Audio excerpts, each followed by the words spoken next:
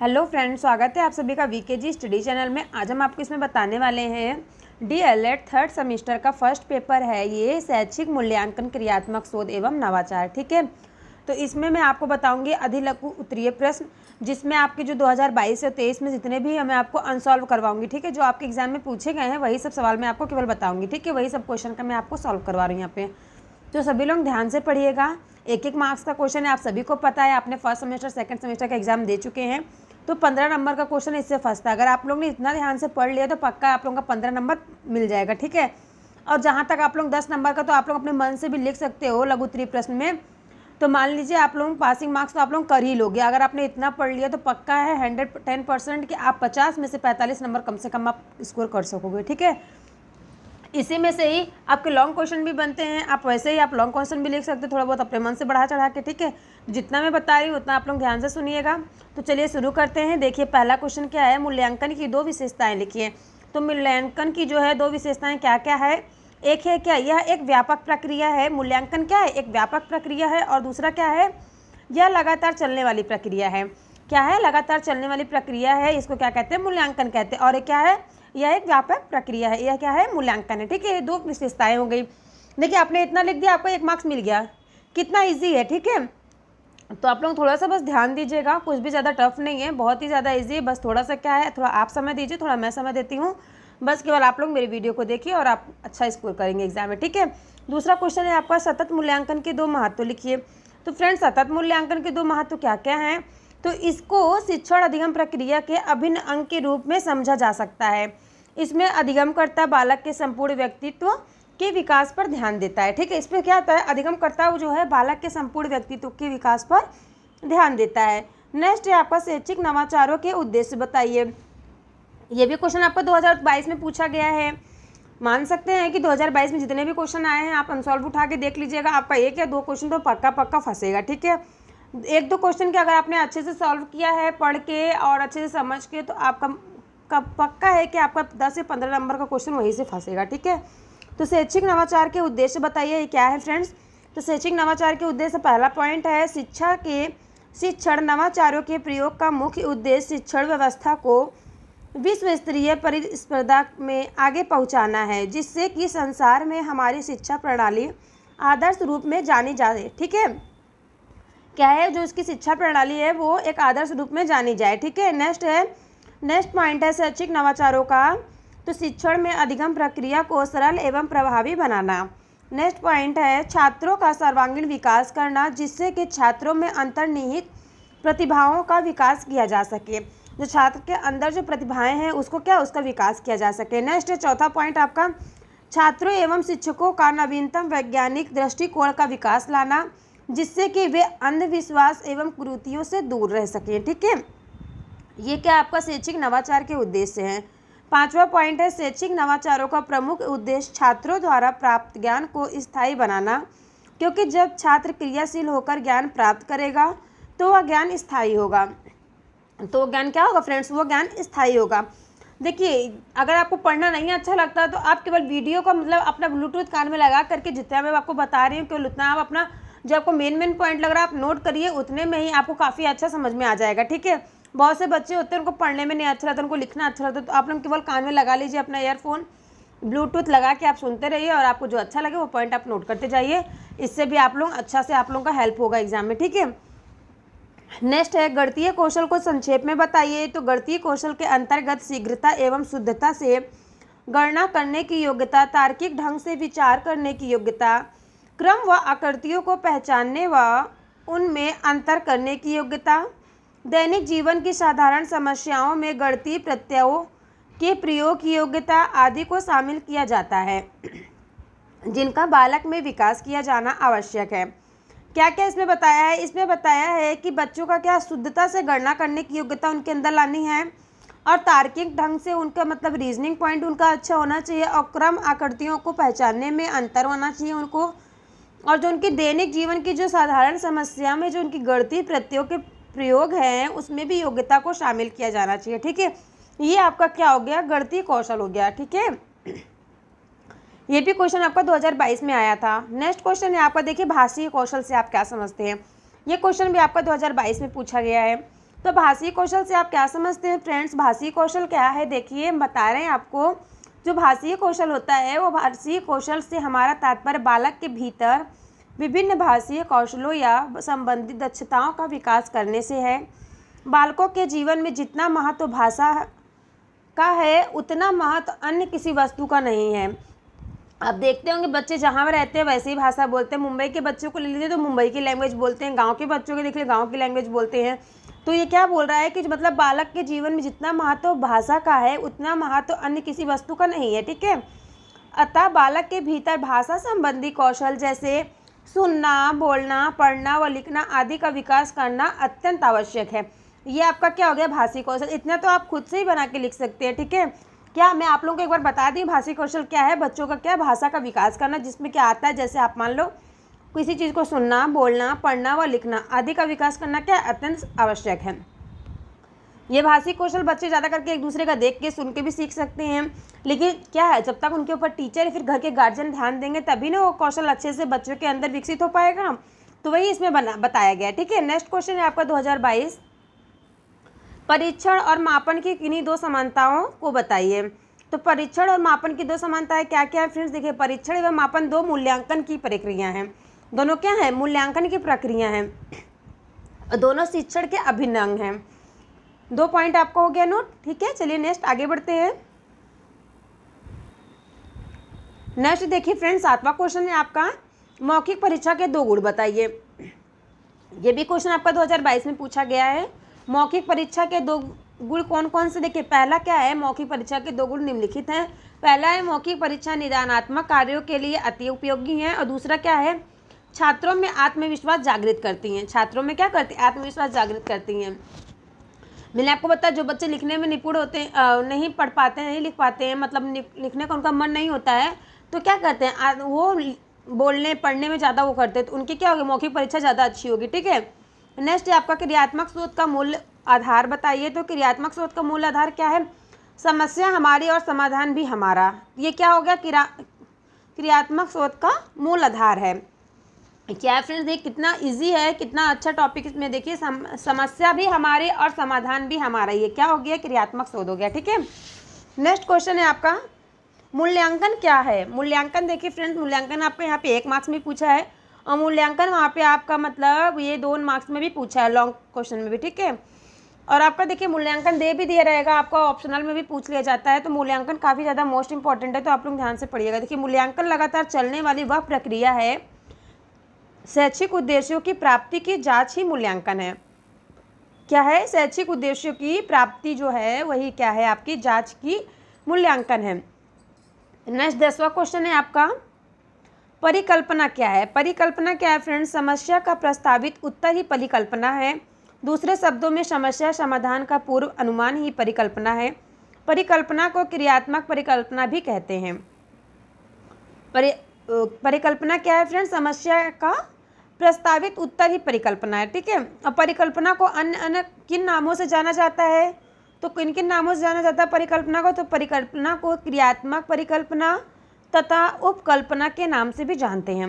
क्या क्या फ्रेंड्स हो गया आपके? परिकल्पना और उपकल्पना के नाम से भी जानते हैं। नेक्स्ट है, जिसके द्वारा व्यक्ति की विभिन्न योग्यताओं का मापन, उसके व्यक्तित्व एवं रुचियों का अध्ययन किया जाता है, वह क्या कहलाता है? तो मूल्यांकन कहलाता है। देखिए फिर इसने क्या किया है, यहाँ पे पूरा परिभाषा ही दे दिया और उसके बाद पूछ लिया है, ठीक है। तो आपको घबराना नहीं है, को घबराना नहीं है, केवल आपको पढ़ना है ध्यान से क्वेश्चन को, उसके बाद उसका आंसर करना है। क्वेश्चन देखिए क्या दिया है, जिसके द्वारा व्यक्ति की विभिन्न योग्यताओं का मापन होता है, वो क्या कहलाता है? मूल्यांकन कहलाता है, ठीक है। नेक्स्ट है आपका, क्रियात्मक शोध के अंतर्गत निर्देशित प्रथम चरण क्या कहलाता है? तो समस्या की पहचान करना। क्या कहलाता है? समस्या की पहचान करना कहलाता है। नेक्स्ट क्वेश्चन है आपका, शैक्षिक मापन का क्या अर्थ है? तो वेस्ले के अनुसार मापन मूल्यांकन का उपभाग है। मापन को मध्यमान अंक, मात्रा, औसत तथा प्रतिशत आदि शब्दों द्वारा व्यक्त किया जाता है। मापन मात्रात्मक होता है। मापन का संबंध केवल भौतिक गुणों से है। मापन का संबंध किससे फ्रेंड्स? केवल भौतिक गुणों से, ठीक है। नेक्स्ट क्वेश्चन आपका 15वां, समस्या का प्रस्तावित उत्तर क्या कहलाता है? तो परिकल्पना कहलाता है। देख लीजिए किस तरीके से क्वेश्चन घुमा के पूछता है। अभी यहाँ पे आपसे परिकल्पना पूछ लिया था, फिर यहाँ पे दे दे समस्या का प्रस्तावित उत्तर क्या कहलाता है, तो परिकल्पना कहलाता है। ठीक है फ्रेंड्स, ये क्वेश्चन देखिए आपको घुमा फिरा के 2-3 बार पूछा है, आप इसी पेज में देख लीजिए कितनी बार पूछा है आपका। ठीक है, नेक्स्ट है आपका ऐसा परीक्षण जो बार बार प्रयोग करने पर एक जैसा परिणाम देता है वो क्या होता है, विश्वसनीयता होता है। ठीक है, नेक्स्ट क्वेश्चन है आपका मूल्यांकन के प्रमुख प्रकार बताइए। तो मूल्यांकन के प्रमुख प्रकार क्या क्या हैं, पहला है आपका परिणात्मक मूल्यांकन, दूसरा है आपका गुणात्मक मूल्यांकन। परिणात्मक मूल्यांकन क्या है फ्रेंड्स, तो लिखित परीक्षा, मौखिक परीक्षा, प्रायोगिक परीक्षा। ये आपका क्या हो गया, ये आपका हो गया परिणात्मक मूल्यांकन। और नेक्स्ट आपका क्या दिया है, गुणात्मक मूल्यांकन क्या है, साक्षरता, अवलोकन, घटनावृत्त, जांच सूची और स्तर माप। ये सब आपका क्या हो गया फ्रेंड्स, मूल्यांकन के गुणात्मक हो गए। ठीक है, मूल्यांकन 2 प्रकार के, परिणात्मक और गुणात्मक। ठीक है, चलिए नेक्स्ट आगे बढ़ते हैं। नेक्स्ट देखिए आपका 18वां क्वेश्चन नंबर है, यहाँ पे दिया है फॉर्मेटिव रचनात्मक मूल्यांकन किसे कहते हैं। क्या है यहाँ पे फ्रेंड्स, फॉर्मेटिव और रचनात्मक मूल्यांकन किसे कहते हैं। तो रचनात्मक मूल्यांकन वह मूल्यांकन है जिसके द्वारा छात्रों के प्रारंभिक ज्ञान का मूल्यांकन होता है। जिसके द्वारा क्या होता है फ्रेंड्स, प्रारंभिक ज्ञान का मूल्यांकन होता है। जैसे देख लीजिए प्रोफेसर S.K. दुबे के अनुसार, ये एक मनोवैज्ञानिक है प्रोफेसर S.K. दुबे, इनके अनुसार इन्होंने क्या परिभाषा दी है फॉर्मेटिव मूल्यांकन की। सॉरी फ्रेंड्स, थोड़ा सा सर्दी है, तो देखिए यहाँ पे क्या दिया इन्होंने, रचनात्मक मूल्यांकन का अर्थ छात्र में होने वाले उस व्यवहारगत परिवर्तन की ओर संकेत करता है जिससे कि वह सैद्धांतिक विषयों से प्रायोगिक विषयों की ओर अग्रसर होता है।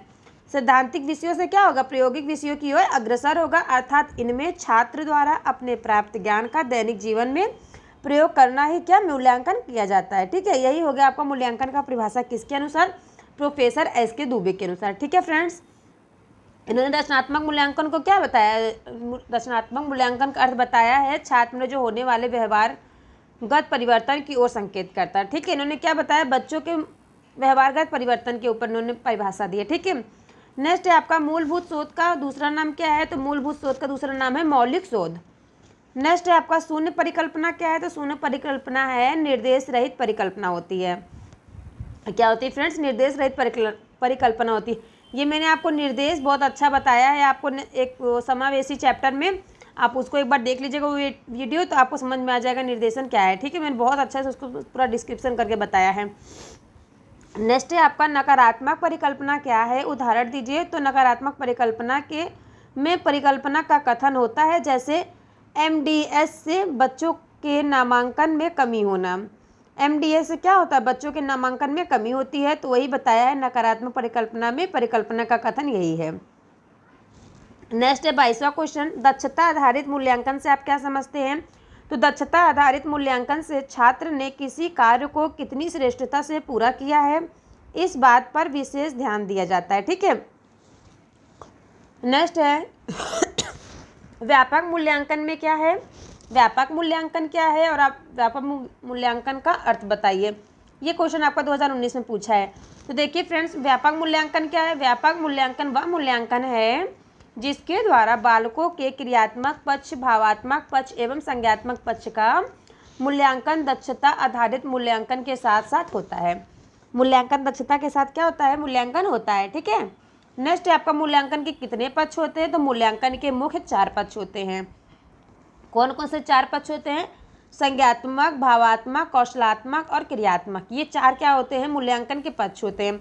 और यहाँ पे देखिए व्यापक मूल्यांकन और व्यापक मूल्यांकन का जब अर्थ पूछा तो इसमें भी इसने क्या परिभाषा दी थी, यही परिभाषा दी थी। तो जो व्यापक मूल्यांकन का वह मूल्यांकन है जिसके द्वारा बालकों के क्रियात्मक पक्ष, भावात्मक पक्ष एवं संज्ञात्मक पक्ष, देखिए क्रियात्मक पक्ष, भावात्मक पक्ष और संज्ञात्मक पक्ष प्रश्न मूल्यांकन दक्षता आधारित मूल्यांकन के साथ साथ होता है। ठीक है, हो गया ना, मतलब दोनों चीज़ इसमें मतलब एक ही बता दिया है। ठीक है, नेक्स्ट देखिए उत्तम परीक्षण की कोई 4 विशेषताएं बताइए। तो उत्तम परीक्षण की 4 विशेषताएं हैं उद्देश्यपूर्ण, व्यापकता, सुगमता और समय एवं कीमत। समय की कीमत बताना। ठीक है, ये आपका क्या हो गया, ये उत्तम परीक्षण की 4 विशेषताएं हैं। नेक्स्ट है मूल्यांकन हेतु कितने प्रकार के प्रश्न होते हैं। तो मूल्यांकन हेतु 4 प्रकार के प्रश्न होते हैं। पहला आपका वस्तुनिष्ठ प्रश्न होता है, फिर अति लघु उत्तरीय प्रश्न होता है, फिर लघु उत्तरीय प्रश्न होता है, फिर क्या होता है, दीर्घ उत्तरीय प्रश्न होता है। ठीक है, ये 4 प्रकार के प्रश्न आते हैं। नेक्स्ट आपका 27वां क्वेश्चन है, शैक्षिक उद्देश्यों के अनुसार प्रश्नों के कौन कौन से पक्ष हैं? तो शैक्षिक मूल्यांकन के अनुसार प्रश्नों के बहुत 4 पक्ष हैं। कौन कौन से हैं? ज्ञान, बोध, अनुप्रयोग, कौशल। ठीक है, ये 4 क्या हैं आपके? ये 4 शैक्षिक उद्देश्यों के अनुसार प्रश्नों के क्रम हैं। प्रश्नों के क्या हैं? पक्ष हैं। कौन कौन से पक्ष हैं? ज्ञान, बोध, अनुप्रयोग और कौशल। ठीक है, समझ में आया सभी को? प्लीज़ आप सभी लोग एक बार वीडियो को लाइक कीजिए, अपने दोस्तों में ज़्यादा से ज़्यादा शेयर कर दीजिए, और अगर मेरे चैनल पे आप लोग नए हो तो प्लीज़ चैनल को सब्सक्राइब कर लीजिए। ठीक है, चलिए नेक्स्ट आगे बढ़ते हैं। नेक्स्ट क्वेश्चन है आपका दिया है, शोध कितने प्रकार का होता है? क्या पूछा है फ्रेंड्स यहाँ पे इसने? शोध कितने प्रकार का होता है। ठीक है, तो शोध कितने प्रकार का होता है, आपका नाम बताइए। तो शोध मुख्यतः 3 प्रकार का होता है। कौन कौन सा शोध होता है? तो पहला शोध है मूलभूत शोध, दूसरा है व्यवहारिक शोध, तीसरा है क्रियात्मक शोध। ठीक है, ये 3 प्रकार के क्या होते हैं? शोध होते हैं। ठीक है फ्रेंड्स, समझ में आ रहा है सबको ना? नेक्स्ट है क्रियात्मक शोध। क्या है? तो अनुभूति समस्याओं का वैज्ञानिक पद्धति से प्राप्त समाधान ही क्रियात्मक शोध है। ठीक है, अनुभूति समस्याओं का क्या है? वैज्ञानिक पद्धति से प्राप्त समाधान ही क्रियात्मक शोध है। नेक्स्ट प्रश्न है आपका, क्रियात्मक शोध के कितने चरण होते हैं? तो क्रियात्मक शोध के प्रमुख 6 चरण होते हैं। कौन कौन से 6 चरण होते हैं मैं आपको आगे बताऊंगी। ठीक है, नेक्स्ट देखिए है, शिक्षण प्रक्रिया की दृष्टि से ज्ञानात्मक पक्ष के स्तर बताइए। इसमें क्या पूछा है फ्रेंड्स? शिक्षण प्रक्रिया की दृष्टि पूछी है। शिक्षण प्रक्रिया की दृष्टि से ज्ञानात्मक पक्ष स्तर कौन कौन से हैं? ठीक है, और 2018 में यह क्वेश्चन आपका आया हुआ है। तो देखिए, शिक्षण प्रक्रिया की दृष्टि से ज्ञानात्मक पक्ष के प्रमुख स्तर निम्नलिखित है। कौन कौन से? ज्ञान, बोध, अनुप्रयोग, विश्लेषण, संश्लेषण और मूल्यांकन। ये आपके क्या हैं? 6 शिक्षण प्रक्रिया की दृष्टि से ज्ञानात्मक पक्ष के प्रमुख स्तर हैं जो निम्नलिखित हैं। कौन कौन से? ज्ञान, बोध, अनुप्रयोग, मूल्यांकन, संश्लेषण, विश्लेषण। ठीक है, नेक्स्ट है आपका मापन कैसा होता है? तो मापन कैसा होता है? मापन मात्रात्मक होता है। ठीक है, क्रियात्मक शोध के उपकरण बताइए। तो क्रियात्मक शोध के 2 उपकरण होते हैं। कौन कौन से 2 उपकरण होते हैं क्रियात्मक शोध के? क्रियात्मक शोध के उपकरण का मानवीकरण नहीं किया जाता है। प्रकरण की परिस्थितियों के अनुसार उपकरण प्रयोग में लाया जाता है। जैसे क्या उपकरण हो गए आपके? अवलोकन हो गई, प्रश्नावली हो गई, साक्षात्कार हो गई, विशेष हो गई। ये सब क्या है आपके? ये आपके क्रियात्मक शोध के उपकरण है। ठीक है, नेक्स्ट है आपका क्वेश्चन, क्रियात्मक शोध से कोई 4 क्षेत्र बताइए। क्रियात्मक शोध के कोई 4 क्षेत्र बताइए। तो कौन कौन से 4 क्षेत्र है? पहला चारों क्या है इसमें निम्नलिखित है। कौन सा? पहला देखिए है शिक्षण अधिगम संबंधी समस्याएं, मूल्यांकन संबंधी समस्याएं, विद्यालय संबंधी समस्याएं, और क्या है चौथा? पाठ्य सहगामी गतिविधियों से संबंधित समस्याएं। पहला क्या बताया फ्रेंड्स आपको? शिक्षण अधिगम संबंधी समस्याएं थी। नेक्स्ट दूसरा है मूल्यांकन संबंधी समस्याएं, तीसरा है विद्यालय संबंधित समस्याएं, और चौथा है पाठ्य सहगामी गतिविधियों से संबंधित समस्याएं। 35वां क्वेश्चन नंबर है आपका, उत्तम प्रश्न उत्तर बनाने की विधियों का नाम बताइए। तो नमूना तैयार करना हो गया, ब्लूप्रिंट की तैयारी करना हो गया, प्रश्न बनाना, प्रश्न पत्र का संपादन करना। ये क्या है? उत्तम प्रश्न पत्र बनाने की विधियाँ हैं। ठीक है, क्या क्या फ्रेंड्स बताया इसमें आपको? पहला है नमूना तैयार करना, दूसरा है ब्लूप्रिंट की तैयारी करना, तीसरा है प्रश्न बनाना, और फिर क्या है? प्रश्न पत्र का संपादन करना। ठीक है, नेक्स्ट है व्यापक मूल्यांकन का महत्व बताइए। तो इसमें व्यक्तित्व के समस्त पक्षों का मूल्यांकन किया जाता है। व्यक्तित्व के क्या होता है? समस्त पक्षों का मूल्यांकन किया जाता है। ठीक है फ्रेंड्स, 37वां क्वेश्चन नंबर है आपका, मापन के प्रकार बताइए। तो मापन के 2 प्रकार होता है, पहला मानसिक मापन, दूसरा क्या है? भौतिक मापन। ये क्वेश्चन देखिए वेरी वेरी मोस्ट इंपॉर्टेंट है। ये क्वेश्चन आपका देखिए 2018 में 2022 में पूछा है, 2 बार पूछा है। ठीक है फ्रेंड्स, मापन के प्रकार, तो मापन के 2 प्रकार होते हैं, मानसिक मापन और भौतिक मापन। ठीक है, 38वां क्वेश्चन है आपका, मूल्यांकन प्रक्रिया के मुख्य अंग कौन कौन से हैं? तो मूल्यांकन प्रक्रिया के मुख्य अंग हैं 3 प्रकार के, शिक्षण उद्देश्य मापन, सीखने से उत्पन्न अनुभव, और व्यवहार परिवर्तन। ये क्या हो गया आपके तीनों? ये मूल्यांकन प्रक्रिया के मुख्य अंग होंगे। ठीक है फ्रेंड्स, चलिए नेक्स्ट आगे बढ़ते हैं। नेक्स्ट क्वेश्चन है फ्रेंड्स ये आपका यहाँ पे, मूल्यांकन का उद्देश्य बताइए। तो मूल्यांकन का इसमें क्या पूछा है आपसे? उद्देश्य पूछा। तो मूल्यांकन का उद्देश्य क्या होता है? अधिगम स्तर की जांच करना। मूल्यांकन का उद्देश्य क्या है? अधिगम स्तर की जांच करना। ठीक है, नेक्स्ट क्वेश्चन है आपका, भावात्मक पक्ष किसे कहते हैं? तो छात्रों की रुचियां, संवेगों एवं मनोवृत्तियों से संबंधित मूल्यांकन भावात्मक पक्ष कहलाता है। क्या कहलाता है? छात्रों की रुचियां और संवेगात्मक क्या है, मनोवृत्तियों से संबंधित जो मूल्यांकन होता है वो क्या कहलाता है? भावात्मक पक्ष कहलाता है। ठीक है फ्रेंड्स। नेक्स्ट है आपका 41 क्वेश्चन नंबर। 41 क्वेश्चन नंबर में क्या है, प्रायोगिक मूल्यांकन का संबंध किन किन विषयों से है? फ्रेंड्स, अभी भी जिसने वीडियो लाइक नहीं किया हो प्लीज़ वीडियो को लाइक कर दीजिएगा और अपने दोस्तों में प्लीज़ शेयर करना ना भूलें। आप लोग प्लीज़ शेयर कर दीजिएगा। ठीक है। क्या है क्वेश्चन इसने पूछा है, प्रायोगिक मूल्यांकन का संबंध किन किन विषयों से होता है? तो प्रायोगिक मूल्यांकन का संबंध विज्ञान, भूगोल तथा कृषि से है। ठीक है। किससे है? विज्ञान, भूगोल और कृषि से है। ठीक है। नेक्स्ट है नवाचार की आवश्यकता या महत्व बताइए। तो नवाचार की आवश्यकता और महत्व क्या है? नवाचार द्वारा शिक्षा में नई विषय वस्तु का समावेश होता है। नवाचार से क्या होता है? जो नवाचार द्वारा क्या, शिक्षा में जो नई नई विषय है वस्तु का समावेश होता है और नवाचार द्वारा शिक्षण अति प्रभावी हो जाता है। ठीक है। नेक्स्ट है फॉर्मेटिव मूल्यांकन के 2 लाभ बताइए। तो फॉर्मेटिव मूल्यांकन के 2 लाभ निम्नलिखित हैं। कौन कौन से हैं? पहला लाभ देख लीजिए, इसके माध्यम से क्या होता है, इसके माध्यम से जो छात्रों के प्रारंभिक ज्ञान का मूल्यांकन होता है।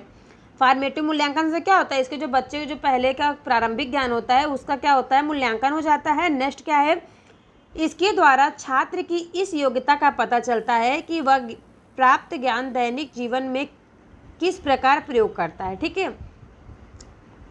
जितना उसको ज्ञान प्राप्त हुआ है वो अपने ज्ञान का प्रयोग कर रहा है दैनिक जीवन में कि नहीं कर रहा है, इसका भी वहाँ की फॉर्मेटिव मूल्यांकन के द्वारा क्या होता है, उसका मूल्यांकन हो जाता है। और इसके माध्यम से क्या होता है, बच्चों के क्या जो प्रारंभिक ज्ञान जो बच्चे को होता है उसका भी मूल्यांकन होता है। ठीक है। समझ में आया सबको?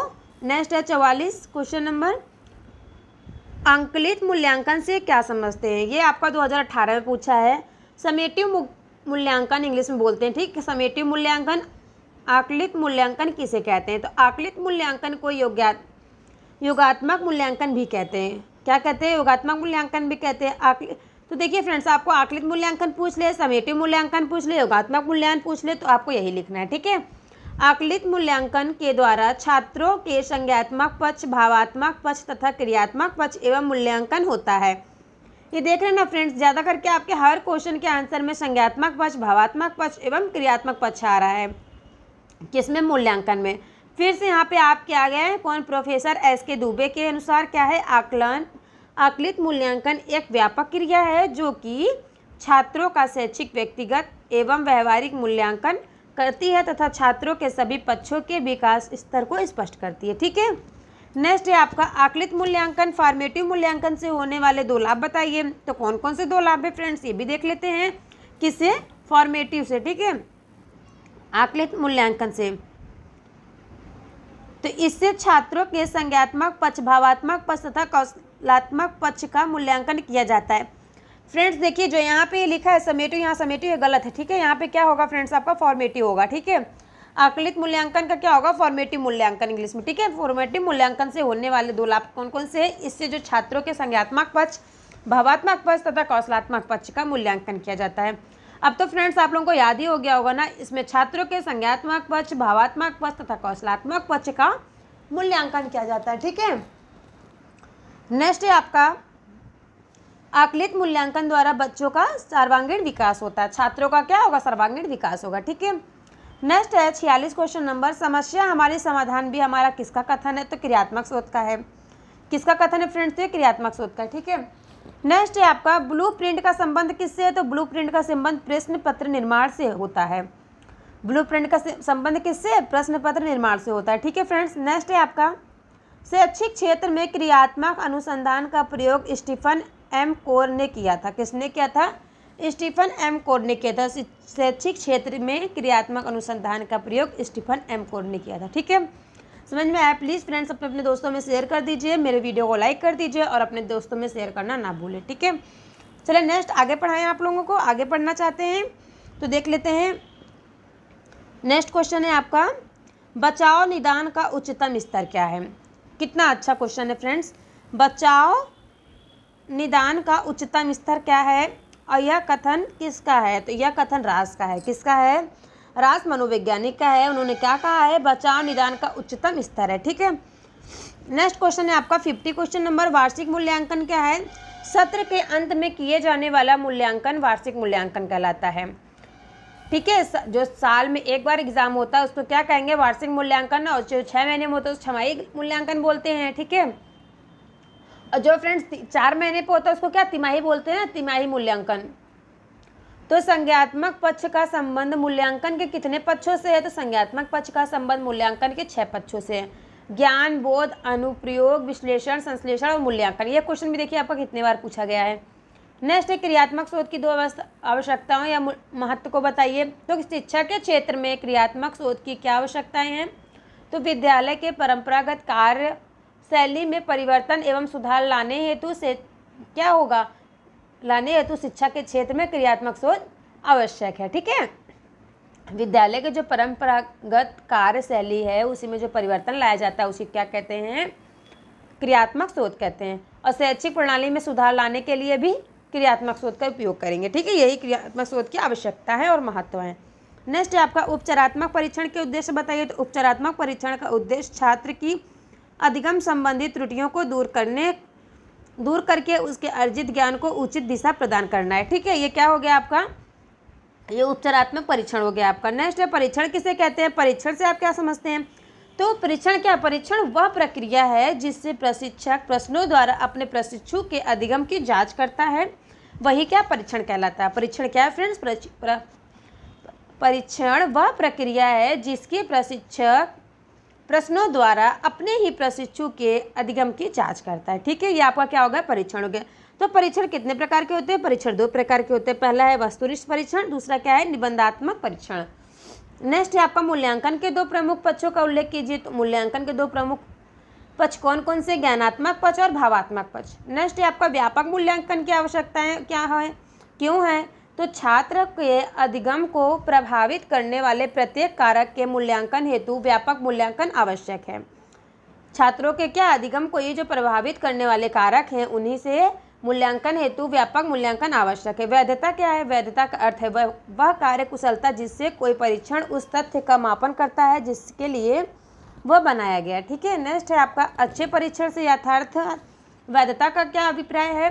तो अच्छे परीक्षण में वैधता से तात्पर्य है कि परीक्षण कितनी सत्यता से किसी का मापन करता है जिस मापन के उद्देश्य हेतु उसे तैयार किया जाता है। ठीक है फ्रेंड्स, जिसको वीडियो पसंद आया हो प्लीज़ अपने दोस्तों में शेयर कीजिए। वीडियो को लाइक करना ना भूलें। अगर चैनल पर नए हैं तो प्लीज़ चैनल को सब्सक्राइब कर लें, बेल आइकन प्रेस कर लें ताकि आगे के आने वाली वीडियो आप सबसे पहले देख सकें। ठीक है, मिलते हैं आपसे नेक्स्ट वीडियो में।